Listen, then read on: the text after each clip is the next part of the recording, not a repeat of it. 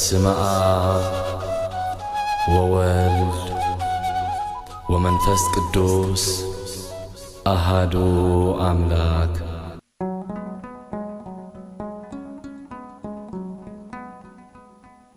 ቀጽላ ዘለሕቶ ሓውና ዓወት ክምልሰልና እዩ ኣብ መዝሙር 146 ፍቅዲ 3 ኣብ ናይ ግዕዝ ዘሎ መጽሓፍ ማለት እዩ በቶም ከድሕኑ ዘይከኣሎም መላእኽቲ ኣይተወከሉ ዝብል ጽሑፍ ንረክብ ኢና። እዚ እንታይ ይመስል? ብኸመይ ኢኹም ተረዱና? እግዚአብሔር ተመስገነ ይኹን። ምናልባት እቲ ዝተሓትሕቶ ከምቲ ቦታትና ዝነግሩና ካብቲ መጀመሪኡ ክሳብቲ መፈጸምትኡ ንመን ተባሂሉ ስለምንታይ ተባሂሉ ክንሪኦ ኣለና። ንሱ ከዓ ከምቲ ዝበልኩሞ በቐሺ 146 ካብ ፍቕዲ 3 እዩ ጅምብር ማለት እዩ። ምናልባት ንዑ መንባብ ከድልየና እዩ። ብመሳፍንቲ ኣይትወከሉ በቲ ክርዳእ ዘይከኣሎም ወዲ ሰብ ኣይትተኣመኑ ሞይቶም ተንፋሶም ምስ ወፀት ናብ መሬት እዮም ዝምለሱ በታ መዓልቲ እቲኣ ሓቐንኦም ብዝነበረ ኩሉ ይጠፍእ። ኣብቲ ናይ ግእዝ መልኣኽ ኢልዎ ዘሎ ብክልተ ነገር መርጌታውን ገሊጾሞ ነይሮም እዮም። እቲ መልኣኽ ተባሂል ዘሎ ልኡኽ ክኸውን ይኽእል እዩ። እቲ መልኣኽ ተባሂል ዘሎ መስፍን ክኸውን ይኽእል እዩ። እቶም መላእኽቲ ቅዱሳን መላእኽቲ ኣለዉ፣ ርኩሳት መናፍስቲ ኣለዉ። ርኩሳን መላእኽቲ ማለት እዮም። ካልእ እውን መላእኽቲ ተባሂሎም ደለው መሳፍንቲ እዮም። ኣብዚ ተገሊጹ ደሎ መሳፍንቲ እዮም ማለት እዮም። ምናልባት ኣብቲ ትግርኛ ኣይጠራጠርን እዩ። ትግርኛ ኣለዎ፣ ብትግርኛ መሳፍንቲ ይድብል። ኣብቲ ግእዝ ግን ከምቲ ዝበልናዮ ዋላ ንኒቆዲሞስ እውን እንታይ ይብሎ እዩ? ሊቀ ናይ ኣይሁድ ይብሎ እዩ ማለት እዩ። መልአኮሙ ለአይሁድ ኢሉ ገሊጽዎ ኣሎ። መልአኮሙ ኢልዋ ደሎ ሊቀ ናይ አይሁድ ወይ ድማ ሓላፊኦም ናይ አይሁድ ኢሉ ገሊጽዎ ከም ዘሎ ንመሳፍንቲ እዩ። ምናልባት ኣብዚ ክንርድኦ ዘለና ንቅዱሳን መላእኽቲ ከም ዘይኮነ እዩ። ንእግዚአብሔር ምውካል ቀዳማይን ዳሕረዋይን ድሕሪ ሕጂ እውን ዘይብሉ እዩ ማለት እዩ። ቅዱሳን መላእኽቲ ግን ከም ዝበልናዮ ኣብ እግዚአብሔር ምስ ሰመርና ኣብ እግዚአብሔር ዘለና ህይወት እናረኣዩ እንተሓዚና የጸናንዑና፣ ኣብ ሽግር እንተሊና ድማ የድሕኑና፣ ካብ ክፉእ ነገር ድማ ኩሉ ግዜ የውጹና ስለ ዝኾኑ ከም ዘድሊና ጥርጥር የብሉን ማለት እዩ። እዚ ተባሂሉ ደሎ ግን ዋላ ብኢብራይስጥ እንተሪኢና ዋላ ብናይ ግሪክ እንተሪኢና እታ መልአኽ ትብል ደላ ንመሳፍንቲ ከም ምዃና እያ ትገልጽ ማለት እያ። እዚ ከዓ ንዑ ኣብነት ዝኾነና ወይ ድማ ክሪኦ ንኽእል ኣብ ራእይ ዮሃንስ ካብ ምዕራፍ 2 ክሳብ ምዕራፍ 3 ዘሎ ነቶም 7 ናይተን ቤተ ክርስቲያን ሓለፍቲ መልአኽ እናበለ ይገልጾም ማለት እዩ። ስለዚ ነዚኦም መላእኽቲ እንድሕር ኮይኖም ናይ ቅዱሳን መላእኽቲ ከም ዘይኮኑ ሓለቃታት ናይተን ቤተ ክርስቲያናት ተን 7 ደለዋ ኣብ ራእይ ዮሃንስ ከም ምዃነን ይገልጸልና ማለት እዩ። ስለዚ እዚ ተባሂሉ ደሎ ንመላእኽቲ ተባሂሉ ደሎ ነቶም ሓለቃ ነቶም ኣብዚ ምድሪ እዚ ዘለው መሳፍንቲ እዩ። እሱ ብንሱ ኸማን ነቶም ናይ ምድሪ ደለው ቅዱሳን ከይመስለና እውን ነቶም ንልኡኻት ናይ ምድሪ ደለው ሊቃውንቲ እውን ከይመስለና ንጹር ዝኾነ መግለጽ ኣለዎ ማለት እዩ። ምክንያቱ ብእግዚአብሔር ዘይውከል መስፍን ኣብ እግዚአብሔር ምውካል ዘይብሉ መስፍን እንድሕር ተወኪልካ ካብ እግዚአብሔር ረድኤት ከም ዘይትረክብ እዩ። ስለዚ እዞም ተባሂሎም ደለው ግና ነቶም ሊቃውንቲ ነቶም ካልኦት ከም ዘይምልከት ማለት እዩ። ነዚ ሓገዝ ዝኾነና መዝሙር 16 ፍቅዲ 3 እንታይ ይብል? ነቶም ናይ ምድሪ ቅዱሳን ኣብ ምድሪ እንታይ ኢልዎም? ክቡራት እዮም ባህገይካ ኣብኦም እዩ ዘሎ በለ። እዚ እንታይ ክብለና ደልዩ? ነቶም ናይ ምድሪ ቅዱሳን ክቡራት ምዃኖም ባህገይካ ኣብኦም ምባሉ ኣተክርኡ ኣብነቱ ምስሎም ንዕኦም ከም ምዃኑ ማለት እዩ። ሐዋርያ ቅዱስ ጳውሎስ ግን ከምቲ ኣነን ንጎይታ ዝመሰልኩ ንዓይ ምሰሉ ኢሉ ኣብነት ይብልና እዩ። ስለዚ እዞም ኣብ ምድሪ መሳፍንቲ ኮይኖም ንእግዚአብሔር ኣምላኽ ዘገልግሉ ዘይኮኑ እዚኦም ካልኦት መሳፍንቲ ምዃኑ ይነግረና። መልአኽ ስለ ዝበለ መላእኽቲ ከይመስሉና ትንቢተ ዳንኤል ምዕራፍ 10 ፍቅዲ 21 እቲ ኣብ መጽሓፍ ሓቂ ደሎ ይነግረካ ኣለኹ ኢሉ በጀካ ሚካኤል እቲ መስፍንኩም ድማ ሓደ እኳ ዝረድአኒ ኣይነበረን እናበለ ገሊጽዎ ኣሎ። ኣብቲ እዋን እቲ ዳንኤል ተጨኒቑ ከም ዝነበረ ነቲ ራእይ ከም ዝሪኦን ዝነበረ ነቲ ደጋፊ መስፍን ኢልዎ ደሎ ቅዱስ ሚካኤል ድማ በጀክኡ ረዳኢ ከም ዘይነበሮ ንኣምላኽ ኣውፅኡ ዘይኮነ እንታይ ደኣ እቲ መልኣኽቲ ኣብቲ እዋን እቲ ንዑ ክርድእ ዝተላእካ ከም ዝነበረ የዘብርሃልና። ስለዚ መሳፍንቲ ተባሂሉ ደሎ ብሓፂር ቃል ነቶም መኳንንቲ ኣብ እግዚአብሔር ኣምላኽ ዘይውከሉ መራሕቲ ናይ ዓለም ደኣ እምበረይ ነቶም ቅዱሳን መላእኽቲ ወይ ድማ ነቶም ቅዱሳን ሰባት ከም ዘይኮነ ንጹር የብርሃልና ማለት እዩ። ራይ كبري هابلنا حونا قصيلا زل حتى لك ملائكة قدوس جبريل منيو مفلاي مزي زلنا كبر بعل حزبون ببزح زنبدلو ترجم نايتي زسالمون زخبروا الملأخ كاستوعين كفلت سلازلو سفح بزبلا مجلسيك الرئيسي أقدمه قدوس جبريل كافتم ملأختي مخانيم كافتم أربع مخانيم نسون حلقة ناتم مخانيم مالتي قدوس جبريل كنمر كلنا كافتم ليك أونتي حدا مخانيم نسودما قدم سم ترجمو جبر مالت سب مالتيو إل مالتك أملاخ مالتيو باريا ناي أملاخ ويدما سبن أملاخن يسمع مالتيو اتيناتو أزيو بزوح اسماتي زلوو نازازي هزنان نبلو ويدما نزحزنو يتصنانيعيو أو كابزبلنايو تنبيت دانيئل انترئينيا بمولو زجأنغن ناي إسرائيلاويان مزعا نگرن يرئن سلازنبره أزيو جنغنيرو قدوس جبريل جنا النامت النابسرة متيو أنت دانيئلي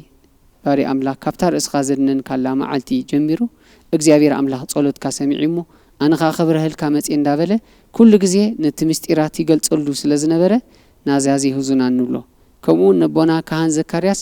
نايتي ولاسي إنو كل جزء زعرقون نبره مستعطان ناي بيت كريستيان مالتيو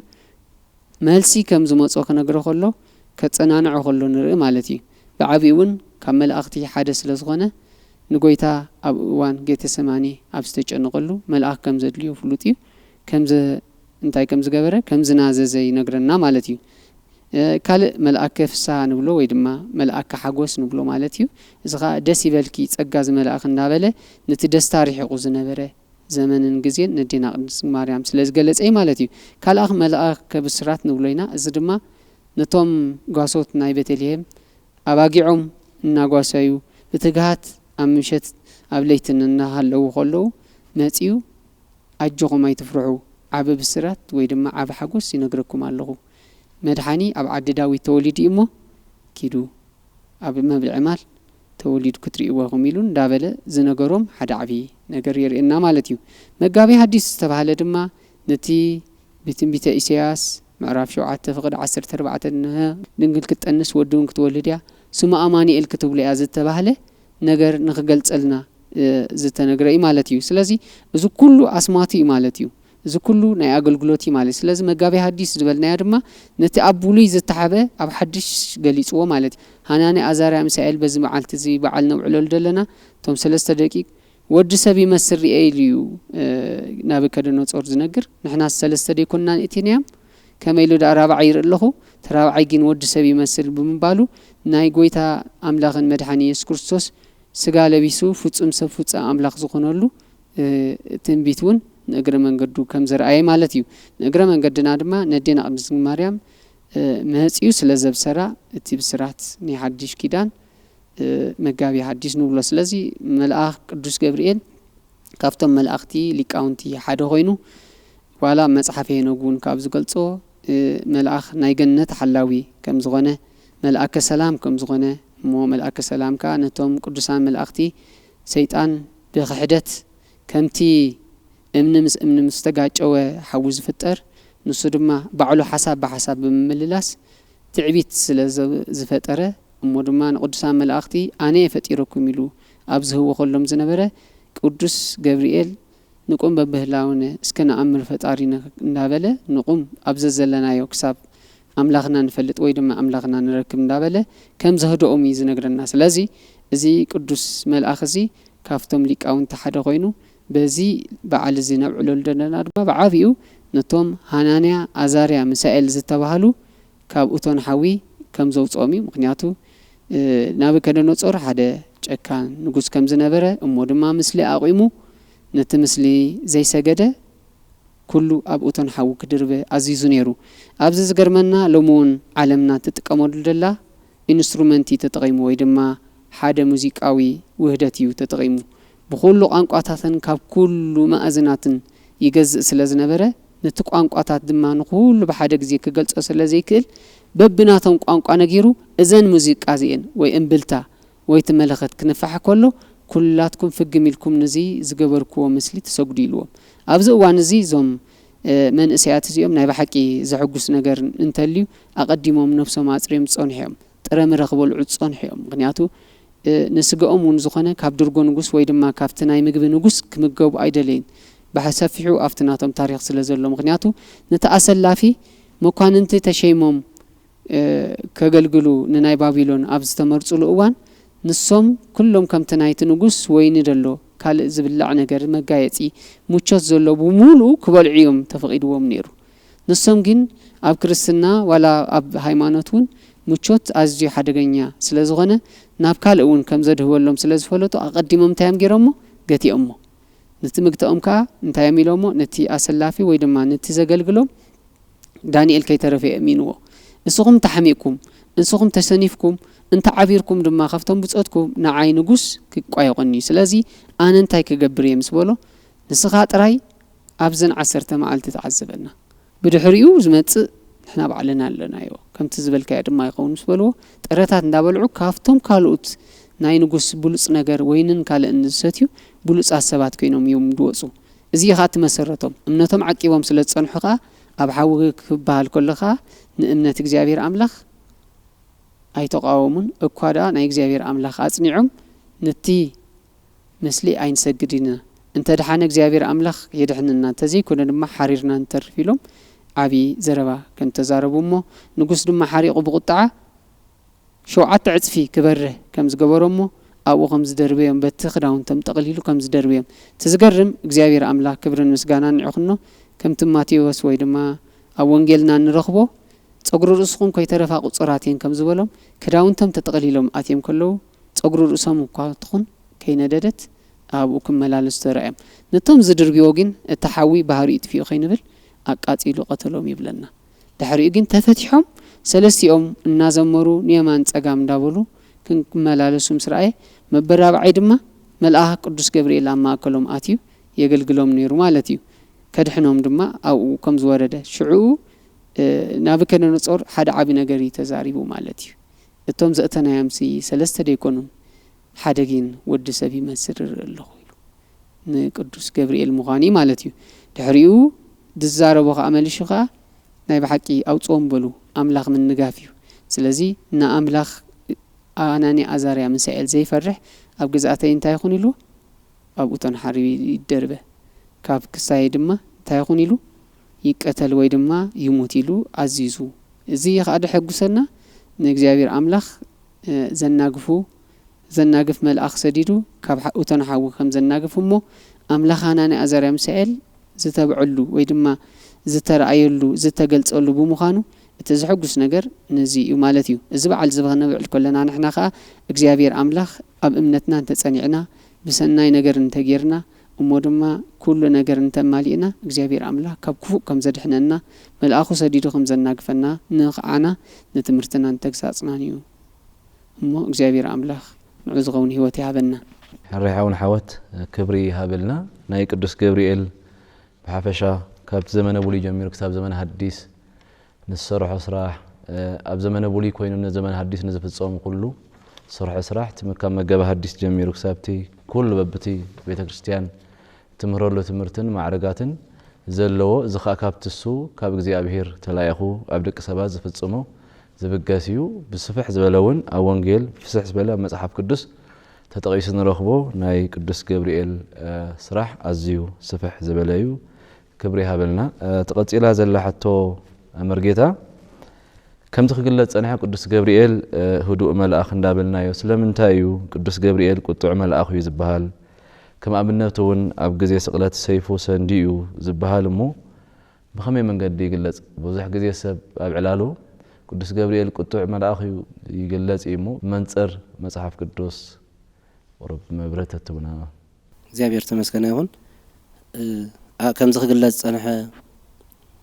ናይ ኣስማት ናይ ቅዱስ ገብርኤል መንናት ናይ ቅዱስ ገብርኤል ቅዱስ ያሬድ እውን ኣብቲ ናይ ተዕለት እቲ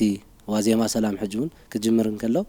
ኣማ ኣስሩ ወተስኡለ ወርሃታ ኣሳስ ኣመይት ጋቡ መላእክት መልአከ ሰላሞም ውእቱ ገብርኤል ብምባል መልአከ ሰላም ምዃኑ ንመላእክት ዘጽንዕን ዘህድእን ናይ ህድኣት ናይ ሰላም መልአኽ ምዃኑ ናይ ሓጎስ መልአኽ ምዃኑ ገብርኤል ኢሉ ወፍቲ ናይ ማለት ጽጄ ዝቆም አርከውን መልአከ ኃይል መልአከ ፍስሐ በእሳት ሰሊሉ ገሊጾ ዘሎ ናይ ሓጎስ ናይ ደስታ መልአክ መሆኑ ገሊጾ ኣሎ ብዝተፈላለየ ናይ መልክዕ ድርሰታት ተሪናውን ናዛዚ ህዙናን ገብርኤል እንተትሄው ጻድቃነ ኦ ገብርኤል ናዛዚ ተባሂሉ ብዝተፈላለየ መንገዳት እናተገልጸ ብልምዲ ግን ከም ዝኽባል ጸንሐ ብፍላይ ድማ ምስታ ናይ ሰይፍ ብዕለተ ዓርብ ዝመዘዞ ተተሓሒዙ ምስ ቁጣዓ ተተሓሒዙ ይኸይድ ማለት እዩ ምናልባሽ እቲ ቁጡዕ ዘብሎ ዘሎ ብብዝሒ ክስማዕ እንከሎ ንዘካርያስ አፉ ስለ ዝዓበሶ ተባሂሉ ዝመጽእ ኣሎ ግን ካብኡ ናብኡ ንሱ ብዙሕ ሕልፍ ሸተት ብምባል ነዚ ናይ ሰይፈ ቁጣዓ ዝመልሖ ይርግለጽ ብርግጽ ኣብ ድርሳኑ ይኹን ኣብ መልክኡ ተጻሒፉ ከም ዘሎ ጎይታናን መድሓኒናን ኢየሱስ ክርስቶስ ክብርን ዝኽርስም ይኹን ኣብ ዕለተ ዓርብ ኣብ ዝተሰቕለሉ እዋን ሰይፍ መዚዙ እዩ ማለት እዩ ለሰኮናከ ዝብል መልክኡ ንኣብነት ደራሲ እንታይ ኢሉ ኣሎ ሰላም ለሰኮናከ ወለመከየድ ከክልኤ ታሕቲ ኣብደ መስቀል ዘቆማ ብዕለተ ድልቅልቅ ወውዋይ ሰይፈ ቁጣዓ ገብርኤል ዘመላእከ ላዕለ ጉባኤ ይብል ነተን ኣብ ግዜ ስቕለት ኣብ ትሕቲ ዓውደ መስቀል ዝቆማ ሰኮናኻን መኸየድኻ እግርኻን ሰላም እብለን ኢሉ ብድሕሪኡ ሰይፈ ቁጣዓ ከም ዝመልሐው ንብል ንምንታይ እዩ ካበይ መጺቲ ነገር ካብ መሰረቱ ገለን እሺል መልስ ኢልና ናብ ልደት ገጽና ተተመሊስና ቅዱስ ያሬድ አቀዲሙ እንታይ ኢሉ ኣብ አንቀጸ ብርሃን ድርሰቱ ዘኮንቺ ቅዱሳን መላእክት ንእግዚአብሔር ንጎይታና መድኃኒት ክርስቶስ ወሰበሪዩ እግዚኦሙ ዘአስተጋባ ኩሉ ፍጥረታት እንዘይ ነብር ውስተ ነቺ ወዘይሴስ ስለ ኩሉ ፍጥረት ይጠቡ ሀሊበች ከመህፃን ሐሰስዎ ውስተ አርያም ወበህየ ረከብዎ ብምባል ይቅጽሎ ማለት እዩ ጎይታና መድኃኒት ክርስቶስ ንኩሉ ፍጥረት ዝፈጠረ ኣብ ሕቅፈኹ ምስራይዎ ከምኡውን ከም ህፃን ክጠቡ ምስራይዎ ናብ ላዕሊ ኸይዶም ከም ዝደለይዎ ኣብኡ ድማ ከም ቀደሙ ምስ ናይ ባህሪ አቡኡ እግዚአብሔር አብን ምስ ናይ ባህሪ ህይወቱ መንፈስ ቅዱስን ከም ዝጸንሖም ነዚ ነገራት ምስ ረአይ ሽዑ እንታይ ሊቀጽሎ ዘሎ ቅዱስ ያሬድ ወሰበሪዩ ተተናሁ ለእግዚኦሙ አልዓሉ አይንቲሆሙ ሰፉ ከነፊሆሙ ወሰብሑ ለእግዚኦሙ ዘይብሉ ስብሐት ለእግዚአብሔር በሰማያት ወሰላም ምድራበሉ ዝቀጽልዎ መዝሙር ክግለጸልና ጸንሐ ምስቲ መልአኽ ሃንደበት ብዙሓት መልአኽት መጽኦም ድማ እነሆ ኣብ ሰማይ እግዚአብሔር ምስጋና ይኹን ኣብ ምድሪ ድማ ሰላም ነቶም ስምረት አምላኽ ዘሎም ኢሎም ዘመስገንዎ ብኸምዚ መንገዲ ክገልጾ ፈቲን ኣሎ እዚ ትሕትኑ ኣዝዩ ኣደኒቕዎም ከምኡውን ገሪሞም ናብ ሰማያት ከይዶም ደልዮም ምስ ረኸብዎ ኣብ ሰማይን ኣብ ምድርን ሙሉእ ስለ ዝኾነ ካብ ዋላ እውን ስጋን ኣብ ዝለበሰሉ እዋን ካብ እግዚአብሔር አብን መንፈስ ቅዱስን ስለ ዘይተፈለየ ብትሕትንኡ ተገሪሞም እንዳመስገኑ ናብ ስቕለት ኣብ ዝበጽሕሉ እዋን ግን ደጊሙ ቅዱስ ያሬድ ኣብ ናይ ሰነ ሚካኤል አንገርጋር ዝተባህለ ክፋል ናይ ማህሌት ኣመይ ሰቅልዎ አይሁድ ለእግዚእነ ሚካኤል አርመመ ወገብርኤል ተደመ ይብል ተሰቂሉ አይሁድ ንጎይታ ኣብ መስቀል ሰቂሎም ምስራዩ ሚካኤል ብጣዕሚ ገሪምዎ ተደሚሙ በቃ መልሽውን ኣብ ካልኡን ርእሱ ዘደነሉ ጊዜ ከም ዘለውን ይገልጽ ማለት እዩ ገብርኤል እውን ብጣዕሚ ገሪሞ ምክንያቱ ብግፍዒ ኣሳቂዮም ሙሉእ ለይቲ ን15 ሰዓታት ዝኣክል ስቃይን መከራን አጽጊቦም ከይኣኽሎም መልሾምን ን3 ሰዓት ዕራቁ ኣብ መስቀል ክሰቅልዎን ከለው ልደቱ ኣደኒቕዎም ትሕትንኡ ከመስግኑ ዝጸንሑ መላእኽቲ ኣዝዮም ገሪሞም ክሳብ ክንዲዚ ብትሕትና ዋላ እንተሰዓቦም ክሳብ ክንዲዚ እንተፍቀሮም ንሳቶም ግን ግፍዑ ክጻወሩ ይከኣሉን ስለዚ ድማ እቲ ናቶም ምድናቕ ወይ ድማ ምግራም ብኡ ክዕፀቕ ስለ ዘይከኣለ ገብርኤል ቅዱስ ገብርኤል መልአኽ ሰይፍ ልዒሉ ሽዑ ንኣይሁድ ክውድኦም ሓሰበ ይብል ማለት እዩ ምክንያቱ ኣቡኡ እንኳን ተገሪፉ ተሳቂዩ ክስቀል ተጸሪፉ ዘይሐርቕ ሰቡን ይብልናን መልአኾም ክብሮም ህይወቶም ክብሪ ዝሃቦም አምላኽ ተሳቂሎም ምስ ረአይዎ ክጻወሩ ይከኣሉን ንሱ ጥራሕ ኣይኮነን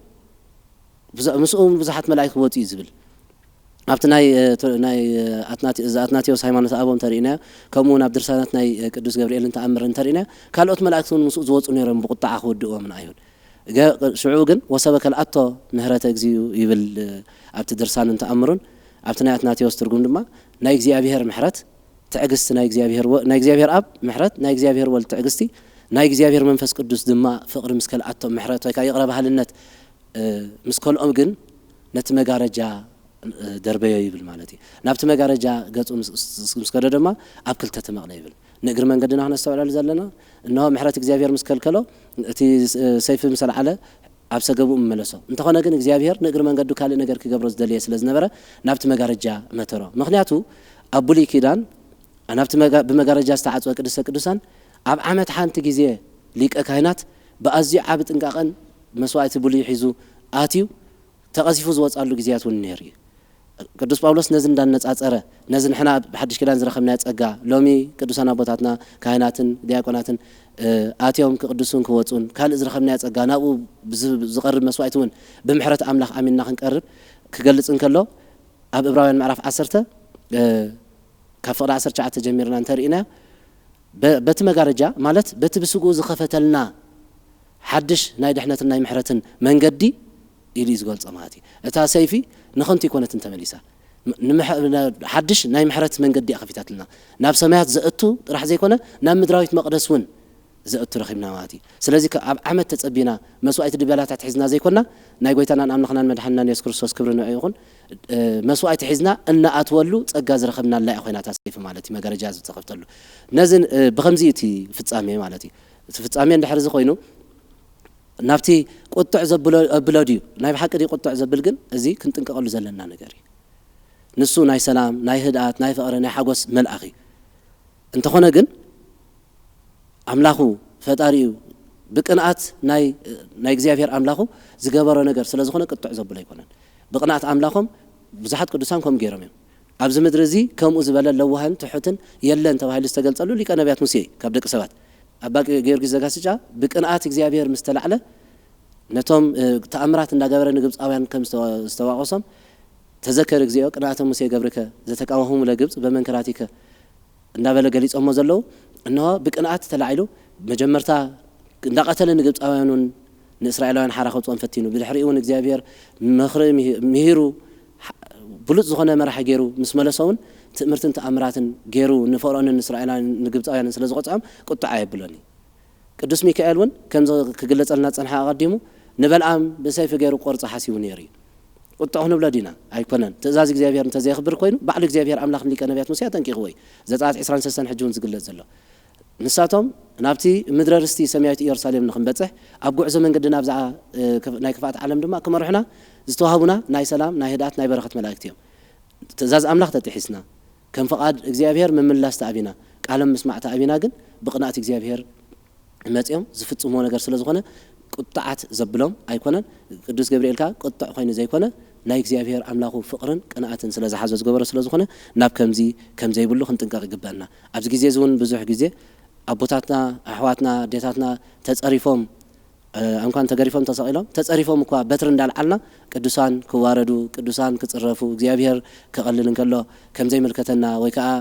ሰሓቅ ጌርና ነትላቅፅን ጾታን ሓቢርና እንኸይድ ሰባት ጥንቃቐ ክንገብር ቅዱስ ገብርኤል ቁጥዕ መልአኽ ዘይኮነ እዚ ብባህሊ ምልምድ ዝበሃል ነገር ገዲፍና ብቅንኣት እግዚአብሔሮም ግን ኩሎም ቅዱሳን ከምኡ ምዃኖም ክንፈልጥ ይግበአና ሕራይ መርጌታ ክብሪ ይሃበልና እግዚአብሔር ይኽበር ይመስገን ቀፂላ ዘላ ሕቶ ሓውን ዓወት 19 ተሓሳስ ንምንታይ ክብረ በዓል ናይ ቅዱስ ገብርኤል ይበዓል ሕራይ ኣቐዲምና እኳ ምስታ ገብርኤል ማለት እንታይ ማለት እዩ ኣስማት ዝርዝሩን ገሊጽና ያጸኒሕና ኢና የግዳ እቲ 19 ተሓሳስ ክብረ በዓል ወይ ድማ ንግስ ናይ ቅዱስ ገብርኤል ዝኾነሉ ምክንያት ልክዕ ከምቲ ዝበልናዮ ኣብ ኣውራጃ ባቢሎን ብዘጓነፈ ናይቶም ሰለስተ ደቂቅ ወይ ድማ ሰለስተ መንእሰያት ሓናንያ ኣዘርያ ሚሳኤል ዝኾነ እዩ ዝነግረና ማለት እዩ ምክንያቱ ኣብቲ ብሉይ ከም ተጻሒፉ ደሎ ልክዕ ናቡከደነፆር ዝገበሮ ኩሉ ነገር ምስሊ ኣይንሰግድን ኢሎም ኣብቲ እዋንቲ ብእምነቶም ስለ ዝጸንዑ እግዚአብሔር ከዓ ከናግፎም ኩሎ ንርኢ እዚ ድማ ንትምህርትናን ተግሳጽናን ከም ዝኾነ ከምቲ መጽሓፍቲ ዝነግረና ንኽንመሃረሉ ኣብ በዓላት ከነብዕል ኮለና ኩሉ ግዜ ነቲ በዓል ክንዝክር ኮለና ነቲ ቅዱስ መልአኽ ዝገበሮ ምሕረት ናፍቶም ቅዱሳን ሰባት ወይ ድማ ናፍቶም ብእምነት ዝጸንዑ ክነግረና ከሎ ነገረ መንገድና ንሕናኻ እንመሃሮ ነገር ኣሎ ማለት እዩ ስለዚ ንሕና እውን ተኣሚንና ተጸኒዕና እንተበርቲዕና እግዚአብሔር ኣምላኽ መልአኽ ሰዲዱ ከም ዘናግፈና ይዘርኢ ስለዚ ኩሉ ግዜ ክንዝክር ኮለና ዓብ ነገር እዩ ማለት እዩ ከምቲ ዘማራይ ዳዊት ኣብ 67 ፍቅዲ 35 ዝበሎ ወይ ኣብ ትግርኛ ኸ 68 ፍቅዲ 35 መንክር እግዚአብሔር በላዕለ ቅዱሳን ይብል እግዚአብሔር አምላኽ ኣብ ልዕሊ ቅዱሳኑ ኣዝዩ መንክር እዩ ዝገብሮ ተኣምራት እውን ኣዝዩ ፍሉይ እዩ ስለዚ ከምቲ መጽሓፍትና እውን ዝብሉ ኣብ እግዚአብሔር ተወኪሉ ዝሓፈረ ከምዚ የለ እዩ ዝነግረና ስለዚ እዚ በዓል እዚ ንዑ መሰረት ዝገበረ ኮይኑ ከምኡውን ብስራት ናይ ኣዴና ቅድስት ድንግል ማርያም ዝተነግረሉ ቅዱስ ገብርኤል እዩ ማለት እዩ ምክንያቱ ኣብዚ ንሪኦ እቲ ንዘመናት ዝተሓበ ብነቢያት ዝተነግረ ኩሎም ነቢያት እዚ ንበዓልና ንጾመሉ ደለና ጾመ ታሕሳስ ናይ ነቢያት መዘከርታ እዩ ነቢያት ቅዱሳን ነቢያት ነቲ ዝንገሮም ነገር ራእይ ክርእይዎን ክደስስዎን ኣብ ዘመኖም ክኸውንን ሃረር ብሉን ይምነዩን ስለ ዝነበሩ ከምቲ ሃዋርያ ቅዱስ ጳውሎስ ድበሎ ብማዕዶ ደኣ ተሳለምዎ ነበር ነተይ ኣብ ዓወት ክበፅሕ ይከኣሉ ንሕና ግና ካብኦም ንበልፅ ኢና ኣብ ዓወት በፂሕና ከም ዝበሎ ኣብ ብሉይ ኪዳን ዝተገብረ ንሓድሽ ኪዳን ከም ዝተነግረ ስለዚ ቅዱስ ገብርኤል ድማ ኣብዚ እዋን እዚ ነዴና ቅድስት ማርያም ዘብሰረላ ብምዃኑ ነዚ በዓል እዚ ነውዕሎ ማለት እዩ ብዓብዩ በዓላት መብዓላት ኩሉ ካብ ብሉይ ዝጅምር ኮይኑ እታ በዓላ ድማ እናቱ ንውስ ወከፍ መንፈሳዊ ስርዓትን ክህልዎ ከሎ ብዓብዩ ግን እቲ በዓላት ዝበዓለሉ ንዓና ንኽብሪ በዓል ኣብቲ እዋን ትነውዕለሉ ቅዳሴ ክንሳተፍ ዝማሬ ብኩሉ ነገርን ክንዋሳእ እሞ ኣብቲ መንፈሳዊ ህይወትና ድማ ዝዓበየ ህይወትን በረኸትን ንኽንረክብ ማለት እዩ ስለዚ ከምቲ ዝበልናዮ ነዴና ቅድስት ማርያም ከም ዘብሰራ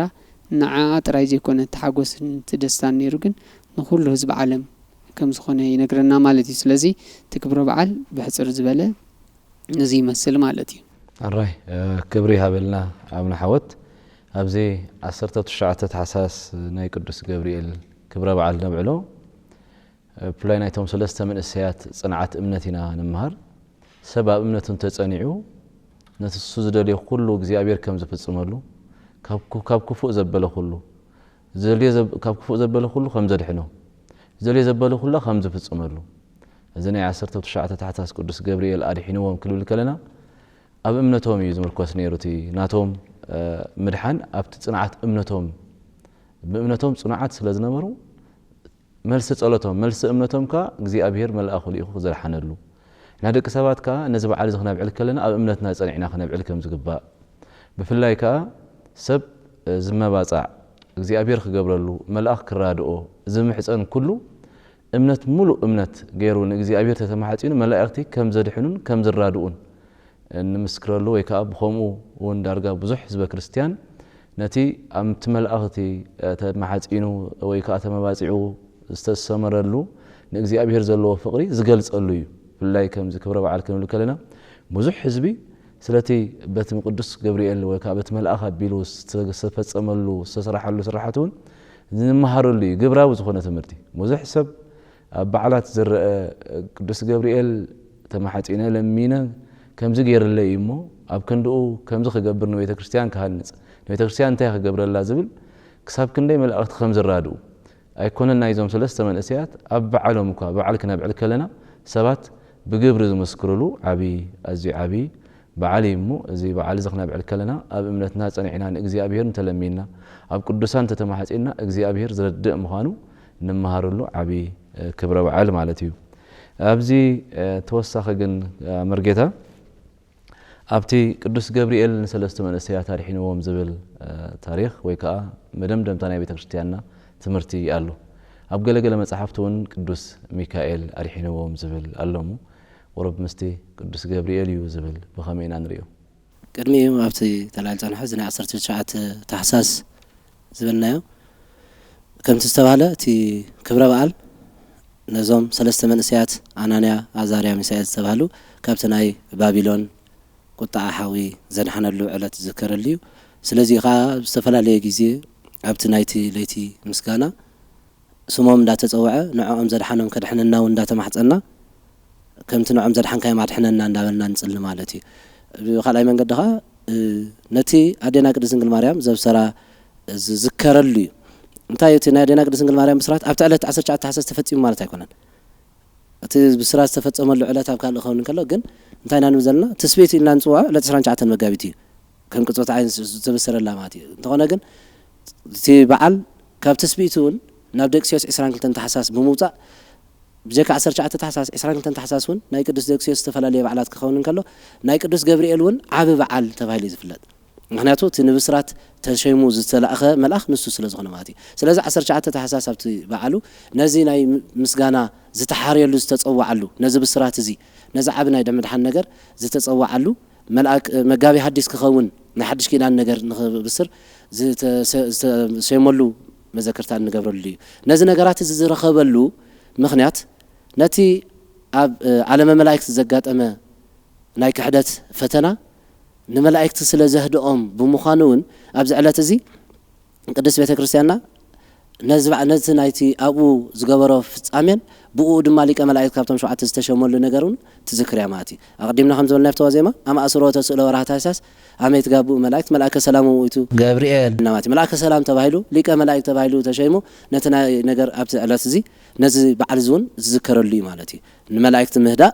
ኣብ እምነት ናይ ምጽናዕ ሲመት ናይ ቅዱስ ገብርኤል ዝዝከረሉ ዕለት እዩ ንእግር መንገድና ስለዚ ኻ እቲ ዝተፈላልየ ስብሐት እግዚአብሔር ንናይ مدحان نايتم سلسة منسيات ناي بسرات ناي دينا قدس دنقل مريم وأن زت فتل ورقة وميلات ندابلة كبرهم الملائكة يلو نداقلت كمون أبصرا جبريل لمريم يلو كوازي ما جميرو بزعبة بسرات كمون نزل ناي دحنة نجر زقلت لنا ماتي نبتا دقي ما زمت حتى كلمة النحر كنا قدس جبريل حجون برقت بتمرت بيت كريستيان مسرت نسلست من سيات زاد حانم قدس جبريلي نعم نخدحن زتمززن زتلاكن قدوس جبريل ملاخي نزي بغلو اب درسانات يكون اب ناي تامرات يكون ام ملكات استفلاليه كنرنخنا ام ناي ملكا ناي 3 دقيق علنا قدوس بيت كريستياننا ناي انا ازارن مثال بحبر ملكا 3 دقيق زبال اللوا ابو ابت ملك اندحرينا كلتا غزي لسرت راسك ابزبل كفال جبريل نخدحنهم كم زمت شمو تقيسو جبريل نخدحناكم زمت خنفوز زرغ حالكم يلو يقلصو كمون اب طرف ملك كود انكلو مرغف موداتاون انه جبريل ملاك قدمت يلو مغزي مهاب እግዚአብሔር ተፈነው እምሰማያት ከመያት ነበልባለ እሳት ይሉን ይገልጾ ማati ስለዚህ ቅዱስ ገብርኤል በሽሙ ተጠቂሱን አመልክ ጥራህ ዘይኮነ አብናቱ ድርሳን ጥራህ ዘይኮነ አብቶም ናይቶም ሰለስተ መንእስያቱን ተገሊጽሎ ማati ቅዱስ ያሬድ اب ناي مدحان ناي قدوس ቂርቆስን እየልጣ አዲውን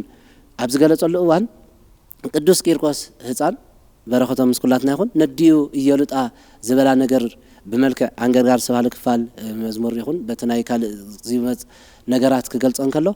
اتنا أنا أزاريان مسائل زاد حنا ملا زيابير عملاخ ملاخ زاد اللي يأخذ زاد حنا وتملاخ كدحنا النائم ما يبلا سلازي نقدر كيرقاسن يلتان زاد حنا قدوس جبريلي أنا أزاريان مسائل زاد حنا خدحنا النائم قبلن كله انتايز بزلوا ماتي زاد حنا قدوس جبريلي مالتي بعبيقة أمل يخون درساناتنا قدوس جبريلون بز ملك عزي وتستاي تقميت النازل نمن تايدا أبسن كسار ناي أسرت غلطة حساس ويون أب حدا نامنات أبا جيرجس زجاسجا أب ناي ساعاتهم سألنا ميكائيل زبل كفال أبو ميكائيل كم زاد حنوم جيرومون قاليز أمالو ماتي لما ده سهلك جبر لنا زبل ماتي نعم قال خمسة ورد كلهم كم زاد حن كم أنا نازار المسائل لهم أمسكينهم ملو برجتون زجبوا أسرة زخني نمنتاين نحرلنا كده سنة بتاعنا قلتون كلو بحثر زبالة من قد خردنا كلو هذا هالو جبريل هي هالو ميكائيل يبلو هذا هالو ميكائيل هي هالو جبريل هذا هالو جبريل هي هالو رفاعيل هذا ملاخ زيابير حملاخ نحدا مقتل أخو خلقهم كلو اتملاخ أنا أتلاقي خيلو بتعبيت نعاب وكأ مستير حيزو حبيئو بينوز جبرة اتم قالوا قدما بوق أني نعاء تريهم نعاء كفرسو زفتنو وكأ السو كنا خمس لستشمة أني زترفو زي كونه بهيلهم تحقيسهم مسؤوت أم زرادو أوام أنا بابلون كنا ساتكو قدوس جبريل ندانيال نخرادو تشيمون يرو أنت خنا جن الحلقة ناي بابلون تبهيلو زلوا نقدر من قدنا عن تقال زلنا حلقة عن توي تقاليت نيرو ملاك قبلن كله حلقة ملائكة رسان ملائكة رخصات ملائكة نيم سلازي حلقة ناي بابلون يلو زلوا نقدس جبريل زتقاومه أب أير زركبو رخصات منافستهم نعسران حدا معلت زأكل مستقاومه نقدس جبريل ميكائيل مت يخرجه سلازي خاني إنه ሚካኤል እቲ መስፍን ሓደ ክረድ አንመጽ ዝበለ ማለት እዩ ምክንያቱ መላእክት ንገዛ ርሶም ንሕዶሙን ኣብ ተልእኾም ይደጋገፉን ብተሓጓስውን ይፍጽምዎ ማለት እዩ ከም ዝናትና ደቂ ሰባትን ታይደሞም ወይ ገለ ነገር ገይሮም ምስኦም ስፈጸመውን ኣነስ ምሳኻ ነይረ እንደ ኣነ ከምዚ እንደ ገይረ ብምባል ዝርእይዎ ኣይኮኑን ስለዚ ብጣዕሚ ደቂ ሰባት ኣጥቢብና ክንጥምቶ ይግበአና ቅዱስ ገብርኤል መልአክ ነዚ ተልእኾ እዚ ተሸይሙ ንኸድሕኖም ክወፅእ እንከሎ ቅዱስ ሚካኤል ባሂልዎ ተሓጒሱ ክራድኦ ስለ ዝመፀ ነቲ ዝገበሮ ውዕለት ድማ ቅዱሳን ኣቦታትና ብዝተፈላለየ ዝማሬ ገይሮም ወይ ከዓ ብዝተፈላለየ ዜማታት ገይሮም ድርሰታት ገሊፆም ኣለዉ ማለት እዩ ምናልባሽ ንእግሪ መንገድና ቅዱስ ገብርኤል ነዴና ቅዱስ ድንግል ማርያም ዘብሰረ ምዃኑ መጽሓፍ ባዕሉ ኣቐሚጥልና ኣሎ ቅዱስ ያሬድ ግን ኣብ ሓደ ክፋል ምስጋና ናይ ቅዱስ ሚካኤል ኣሰርአያ በክብር ጸዋርየ ዜና ሚካኤል ውስተ እዴሁ በትር ዘከተማሁ መስቀል ኢሉ ነዴና ቅዱስ ድንግል ማርያም ሚካኤል ከም ዘብሰራ ገሊጹ ኣሎ እዚ ስለ ዝበለ ሕጂ ሚካኤል ይብሲርዋ እምበር ገብርኤል ኣይኮነን ገብርኤል ዲ ሚካኤል ኢልና ንከራኸረሉ መንገዲ ይኮነን ስለምንታይ ከም ኢሉ ገብርኤል ከበስራ ክመጽእ እንከሎ ሚካኤል ተሓጒሱ ሓዉ ብጻዩ ከምኡ ሊቀ መላእክት ዝኾነ ገብርኤል ከበስር ክመጽእ እንከሎ ሚካኤል እውን ተሓጒሱ ምስኡ ስለ ዝመጸ ንውዕለቱ ነቲ በዓል ከዓ ነቲ ዘሎ ጊዜያት ዝትንክፍ ስለ ዝኾነ ትምስጋኖም ብኸምኡ መንገዲ ክገልጾ ስለ ዝፈተነ እዩ ስለዚ ኣባ ጊዮርጊስ ሚካኤል ኢሎም ሱቕ ኣይበሉን ነተን ናይ ሚካኤል ሰለስተ ዘለዋ ሰኣለና ዝብላ ምስ ወድወን ብድሕሪኡን ናይ ቅዱስ ገብርኤል ከገብሩ እንከለዉ ገብርኤል ኣቁረር ኩሎ መዓተ ለደቂቀ ሰለስቱ ራብኦሞ አንተ ብምባል ከመ ባቢሎን ኣቁረርከ እሳተኢሎም ገሊፆም ኣለዎ ገብርኤል ምዃኑ ማለት ስለዚ እቲ ህልውናኦም ናይ ሓባር ምትሕግጋዝ ዘለዎ እንተኾነ ግን መን ንዓኣ ነታልእኾ ተላኢኹ ፈጺምዋን ዝብል ግን ቅዱስ ገብርኤል እዩ ንዕኡ ተላኢኹ ዝተሸመሉ ማለት እዩ እግዚአብሔር ራይ ጽቡቕ መምህር ቃለ ሕይወት የስማዓልና ራይ ሓውና ዓወት ተቐጺላ ዘላ ሕቶ ኣብ መጽሓፍ ቅዱስ ሰይጣን እንክመስል መልአክ እግዚአብሔር ይመስል ዝብል ኣሎ እሞ መብርሂ